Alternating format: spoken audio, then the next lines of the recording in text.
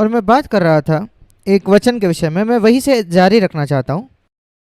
अय्यूब की पुस्तक, उसका 36 अध्याय और उसका 5वां वचन। परमेश्वर सामर्थी है, सर्वशक्तिमान है, पर वो किसी को तुच्छ नहीं जानता। और हमें यह याद रखना है, जितना अधिक हम परमेश्वर के नज़दीक आते हैं, हम लोगों को तुच्छ जानना छोड़ देते हैं। लोग हमसे सहमत नहीं होते, वो ठीक है, पर हम उनको तुच्छ नहीं जानते। मैं इसको इस प्रकार देखता हूँ, अगर परमेश्वर यहाँ है और शैतान यहाँ है, परमेश्वर किसी को तुच्छ नहीं जानता। शैतान हर एक को तुच्छ जानता है, और हम में से हर एक इन दोनों के बीच में कहीं है। अगर आप परमेश्वर के जैसे हो तो आप किसी को तुच्छ नहीं जानोगे, और जितना अधिक आप उस परमेश्वर के नज़दीक जाओगे, उतना कम और कम हम लोगों को तुच्छ जानेंगे। हम अपने आदम के जीवन को शुरुआत इस प्रकार करते हैं, हम कई लोगों को तुच्छ जानते हैं जिनसे हम सहमत नहीं होते या किसी और कारण से। पर जितना अधिक हम परमेश्वर के नज़दीक जाते हैं, हम लोगों से सहमत नहीं होते, वो ठीक है। मैं जीवन भर लोगों से सहमत नहीं हूँ। मैं 90% अधिक मनुष्य जाति से सहमत नहीं हूँ, क्योंकि उनका झूठे धर्म है। और मैं 90% मसीहों से सहमत नहीं हूँ, क्योंकि वो बाबिलोन के जैसे उनके काम है। पर हम किसी को तुच्छ नहीं जानते। एक फ़र्क है, एक अंतर है तुच्छ जानने में और सहमत न होने में। परमेश्वर 99% लोगों से सहमत नहीं है, पर वो तुच्छ नहीं जानता उनको। इसलिए फ़र्क करे तुच्छ जानने में और लोगों से सहमत न रखने में। परमेश्वर किसी को तुच्छ नहीं जानता और शैतान हर एक को तुच्छ जानता है। और जितना अधिक हम परमेश्वर के नज़दीक आते हैं, उतना ही कम हम लोगों को तुच्छ जानेंगे, और शायद उतना ही ज़्यादा हम लोगों से सहमत नहीं होंगे, क्योंकि वो परमेश्वर के वचन के पीछे नहीं चल रहे। ये सिर्फ मैं जाते जाते कहना चाहता हूँ। हम पति पत्नी के रिश्ते के विषय में मैं बात कर रहा था पहले सत्र में। अब मैं बात करना चाहता हूँ दूसरे हिस्से के बारे में, दूसरा भाग हमारे विवाह का। हम जब हमारे बच्चे होते हैं, पहले जब हमारा विवाह होते हैं, पति पत्नी होने के नाते हमारा एक अच्छा रिश्ता होना चाहिए, क्योंकि तभी हम हमारे बच्चों के लिए एक अच्छा उदाहरण हो सकते हैं। और जब बच्चे आते हैं, ये बहुत ज़रूरी है। मैं उसको इस प्रकार देखता हूँ, पहले 1 या 2 साल तक जैसे वो बच्चे होते हैं, वे ज़्यादा याद नहीं रख पाते। उनको ये भी नहीं याद रहेगा माता पिता एक दूसरे से झगड़ रहे थे। और परमेश्वर का धन्यवाद हो उस छोटे समय के लिए, उनके जीवन का पहला समय जब बच्चों को याद नहीं रहता।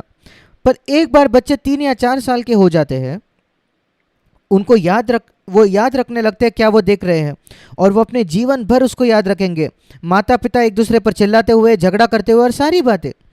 और इसलिए मुझे लगता है, इसी प्रकार मैंने विश्वास किया और मैंने यही सिखाया है, परमेश्वर हमें एक छोटा समय देता है, छोटी खिड़की देता है हमारे विवाहित जीवन की शुरुआत में, जहाँ आपके पास कुछ साल होते हैं एक पति पत्नी के लिए, ये सीखने के लिए कि वो कैसे एक साथ जिए शांति में। बहुत बहुत ज़रूरी है। और फिर उसके बाद आपको एक उदाहरण होना है, क्योंकि बच्चे उदाहरण से सीखते हैं। वो कैसे एक भाषा सीखते हैं, बच्चे कैसे भाषा सीखते हैं? वे सीखते हैं सुन सुन के उनके माता पिता को, और अगर उनके बड़े भाई बहन हैं तो उनको सुनते हैं। अगर माता पिता कभी एक दूसरे से बात ना करे तो बच्चा कभी भाषा नहीं सीखेगा। बच्चे सीखते हैं देख देख कर और सुन सुन कर, और वे हर एक बात सुनते हैं जो आप एक दूसरे से कहते हो। और इसको याद रखें मेरे प्रिय भाइयों और बहनों, और जो कोई ऑनलाइन सुन रहे हैं, आपके बच्चे सीख रहे हैं हर एक बात से जो वो आप में देखते हैं। इसलिए मैंने सुना है लोगों को कहते हुए,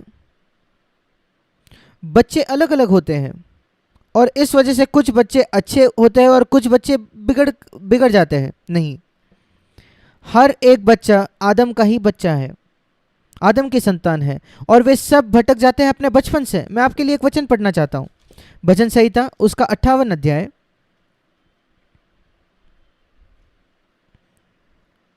भजन 58 में लिखा है 3 वचन में, दुष्ट लोग, सारे मनुष्य दुष्ट होते हैं। हमने वो देखा रोमियो के पत्री उसके 3 अध्याय में, हम सब दुष्ट हुए। दुष्ट लोग जन्मते ही पराये हो जाते हैं। इंग्लिश में लिखा है गर्भ से ही, वे पेट से निकलते ही झूठ बोलते हुए भटक जाते हैं। ये कौन है? हर एक बच्चा जो आदम से जन्मा है, जो है हम हर एक, हम में से हर एक और हमारे बच्चे भी, वे भटक जाते हैं, वे पराये हो जाते हैं परमेश्वर से गर्भ से ही। वे झूठ कहते हैं बचपन से, जन्म होते ही वे नाटक करते हैं, दिखावा करते हैं कि उनको दर्द हो रहा है, जब उनको दर्द नहीं हो रहा, क्योंकि वो सिर्फ चाहते हैं कि उनकी मम्मी उनको उठाए, बस उतना ही। वे उनके माता को मूर्ख बना रहे, क्योंकि वो जानते हैं अगर मैं रोऊंगा तो मेरी मम्मी मुझे उठाएगी, और इसलिए वो दिखावा करते हैं कि मैं दर्द में हूँ, और वे रोते हैं। बचपन से ही दिखावा है, बचपन से ही धोखा है, और इसलिए सारे बच्चे ऐसे होते हैं। फिर ये कैसे कि कुछ बच्चे आदरपूर्वक व्यवहार करते हैं बड़े लोगों के प्रति, और आज्ञा मानते हैं, अच्छे से बर्ताव करने वाले होते हैं, और कुछ बच्चे बहुत ही राउडी जैसे होते हैं और दुष्ट होते हैं, और उनको नियंत्रित नहीं किया जा सकता। ये अंतर क्या है? उनका जन्म तो वैसे ही हुआ है। मैं आपको बताता हूँ मैंने क्या देखा है। मेरे 60 वर्षों में जब मैं एक विश्वासी था, ये निर्भर होता है 100% माता पिता पर, क्योंकि मेरे पास ये मौका रहा है कि मैं बच्चों को देख पाऊँ 50-60 कलीसियाओं में, अलग अलग जगहों में। और मैंने देखा है, एक मैं CFC कलीसियाओं के विषय में बात कर रहा हूँ जहाँ मैं 45 वर्षों में रहा हूँ। मैंने पाया है ये लगभग हर जगह संसार में सच है। मैंने विशेषकर बेंगलोर में देखा है जहाँ मैं ज़्यादातर समय रहा हूँ। सारे बच्चे एक परिवार में वो अच्छा बर्ताव करने वाले होते हैं, और सारे बच्चे किसी और परिवार में वे बहुत ही असभ्य तरीके से बात करने वाले, गुस्से से बात करने वाले। ऐसा क्यों? और मैं आपको बता रहा हूं, ये एक नियम जैसा है जो मैं देखता हूं, 100% माता पिता के वजह से।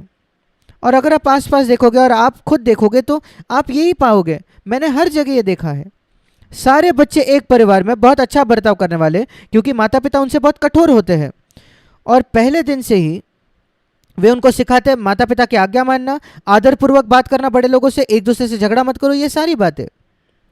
और दूसरे लोग होते हैं, दूसरे बच्चे, वो बच्चों को जैसे चाहो वैसे बड़ा होने देते हैं। अरे मेरे प्रिय बेटे प्रिय बेटी, ये मत करो, ऐसा अगर वो बात करेंगे, वे कभी नहीं सीखते लोगों का आदर करना। मैंने कई कई घटनाओं में ये देखा है। और मैंने पाया है कभी कभी हिंदू लोगों में जो गैर मसीही लोग हैं, उन्होंने उनके बच्चों को बहुत ही अच्छे तरीके से बड़ा किया है। एक आदरपूर्वक वो होते हैं, और वो अच्छा बर्ताव करते हैं कई मसीही लोगों के बच्चों से भी। और इसलिए धर्म से इसका कोई ताल्लुकात नहीं, संबंध है माता पिता कितने कठोर होते हैं अपने बच्चों से, कितना स्ट्रिक्ट होते हैं। ये एक अद्भुत गवाही है एक मसीह के लिए, मसीह माता पिता के लिए, कि उनके ऐसे बच्चे हो जो बहुत अच्छा बर्ताव करते हैं। और यही हमारी तीव्र लालसा होनी चाहिए। मैं कहता हूँ लालसा, सिर्फ इच्छा नहीं, एक बहुत बड़ी लालसा, तीव्र लालसा। हमारी एक तीव्र लालसा हम में से हर एक की होनी चाहिए कि बचपन से ही उनका अच्छा बर्ताव होना चाहिए। अगर वो है तो वो गलत करेंगे और फिर हम उनको दंड देंगे, और हमारे पास वचन है इसका आधार देने के लिए। और हमारा विषय है विवाह और परिवार। पति पत्नी के विषय में हमने बात किया। अभी है बच्चे। नीति वचन उसका 22 अध्याय, ये परमेश्वर का वचन है, और बाइबल बताता है परमेश्वर सच हो और हर एक व्यक्ति एक झूठा हो। क्या आपने उस वचन को पढ़ा है? रोमियो 3 में परमेश्वर सच हो और हर एक मनुष्य झूठा हो। इसको याद रखें जब आप परमेश्वर के वचन को पढ़ते हैं तो। नीति वचन उसका 22 अध्याय और 6 वचन, लड़के को उसी मार्ग की शिक्षा दे जिसमें उसको चलना चाहिए, जिस तरीके से आप चाहते हो कि वो बड़ा हो, और जैसे वो बुढ़ापे में जाएगा वो उससे न हटेगा। ये एक नियम है, गुरुत्वाकर्षण के नियम जैसा यह है। आप किसी चीज़ को ऊपर फेंकते हो वो नीचे आता है। संसार के किसी भी क्षेत्र में एक हिंदू या मुस्लिम या मसीह अगर एक बॉल ऊपर भेजे तो वो नीचे आएगा। ये एक नियम है, और मेरा विश्वास है कि ये नियम ये गैर मसीहों के लिए भी लागू होता है। अगर वो गैर मसीही व्यक्ति जो यीशु मसीह को नहीं जानता अपने बच्चे को वैसे ही शिक्षा दे, आदरपूर्वक व्यवहार में जब वो बड़ा होता है, वो एक मसीह से बच्चे से बेहतर होगा जो इस नियम का पालन नहीं करता। एक बच्चे को उसी प्रकार शिक्षा दे जिससे उसको जाना है। और ये मसीह परमेश्वर का वायदा है।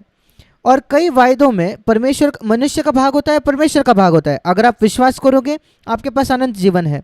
मनुष्य का भाग है, परमेश्वर का भाग है। मुझसे सीखो और तुम विश्राम पाओगे अपने प्राणों के लिए। मैं मेरा भाग करता हूँ उससे सीखने का, और मैं अपने प्राणों का लिए विश्राम पाता हूँ। ये उसका वायदा है। सारे वायदे ऐसे होते हैं, मनुष्य का भाग, परमेश्वर का भाग। अगर मैं अपना भाग करता हूँ तो परमेश्वर जरूर उसका भाग करेगा। और अगर वैसे नहीं होता तो, उदाहरण के तौर पर एक मनुष्य कहता है मेरा विश्वास किया फिर मैंने अनंत जीवन नहीं पाया, फिर आपने अच्छे से विश्वास नहीं किया। आप ये नहीं कह सकते कि परमेश्वर असफल हुआ और आपको अनंत जीवन नहीं दिया। मसीह यीशु में विश्वास करें और आपको उद्धार पाएंगे। अगर आपका उद्धार नहीं होता इसका मतलब आप सचमुच विश्वास नहीं किए हो। क्योंकि विश्वास ये सिर्फ बुद्धि का भाग नहीं है, एक हृदय से समर्पण होता है प्रभु के तौर पर, प्रभु के लिए। यही सच्चा विश्वास है। बिल्कुल वैसे ही यहाँ मनुष्य का भाग है और परमेश्वर का भाग है। माता पिता का क्या भाग है? एक बच्चे को वैसी शिक्षा दे जैसे आप चाहते हो कि वो बड़ा हो। मुझे याद है कई कई सालों पहले सीएफसी बैंगलोर में मैंने एक छोटे बच्चे को देखा जो बहुत ही असभ्य तौर पर रूडली अपने माता पिता से बात कर रहा था। सभा के बाद मैंने उस पिता को बुलाया और मैंने कहा मेरे प्रिय भाई, वो कलीसिया का एक मेंबर था, कृपया इस बच्चे से सतर्क रहे, सावधान रहे।